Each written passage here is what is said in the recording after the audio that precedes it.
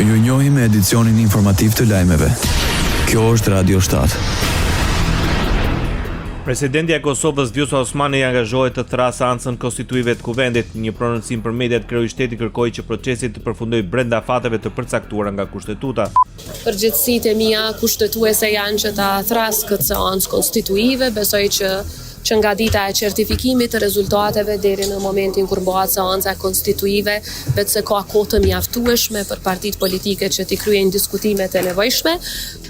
Partive politike i uroj sukses Kuvendit Republikës së Kosovës që ai proces të shkojë sa më mirë, që është e mundshme dhe që konstituimi të kryhet me atë datë. Në lidhje me debatet për krijimin e koalicioneve para dhe pas zgjedhore, presidentja pretendon se këto janë çështje partijake. Mirë, po siç e dini, si presidente s'kam të drejtë vote, dhe pavarësisht se në të kaluarën mund të ketë pasur president që janë përzier në çështje të koalicioneve, unë i konsideroj ato çështje partijake, që sipas kushtetutës nuk janë detyre imja, por jam besim plot që institucionet përkatëse, në këtë rast deputetët e Kuvendit të Kosovës, do të bëjnë çmos që kjo të jetë seancë e suksesshme.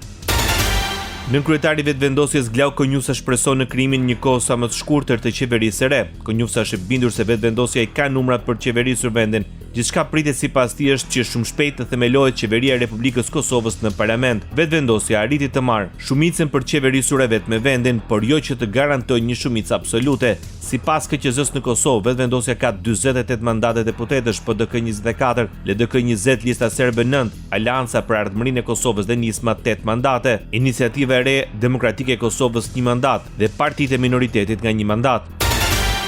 Britania bën thirrje për krijimin një kohe sa më të shkurtër të qeverisë në Prishtinë. Sekretari i Jashtëm të Mbretërisë së Bashkuar, David Lammy, në konferencën e përbashkët për shtyp me presidentin e Kosovës Vjosa Osmani, deklaroi se qeveria e re është e rëndësishme në këto momente të vështira.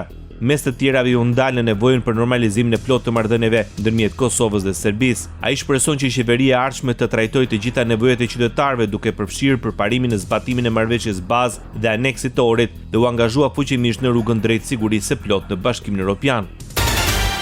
Kryetari i AKR-s Bexhet Pacolli paralajmëron ngritjen një skeme mashtrimi përmes emrit të tij. Pacolli informon se një person i panjohur ka përdorur fotografinë e tij dhe përmes teknologjisë digjitale ka imituar dhe numrin e telefonit të tij. Ai bëri të ditur se ky person ka kontaktuar disa nga miqtë e tij duke u kërkuar para me justifikimin se i duheshin urgjentisht në Tiranë. Kërkesat kanë qenë për shuma të mëdha nga 10 deri në 95.000 euro. Pacolli tregon se disa persona kanë rënë prej mashtrimit. Për këtë ai kërkoi bashkëpunim për identifikimin dhe kapjen e autorëve.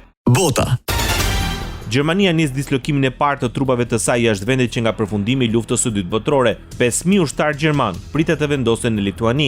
Përmes tij synohet forcimi krahut lindor të NATO-s në përgjigje të luftës së Rusisë kundër Ukrainës. Brigada e 45 e blinduar e sapo krijuar u aktivizua zyrtarisht gjatë një ceremonie jashtë Vilnius. Njësia do të jetë plotësisht funksionale deri në vitin 2027 dhe do të bazohet në një kompleks të ri ushtarak. Deri atëherë, trupat do të veprojnë jashtë bazave të përkohshme lituaneze. Plani përfshin jo vetëm forcat e vijës së përparme, por dhe njësi mbështetëse të tilla si një qendër mjekësore, kompani sinjalizuese dhe ekipe mbështetëse komanduese. Ndoqët lajmet shkurt në Radio 7, zëri pozitiv i qytetit.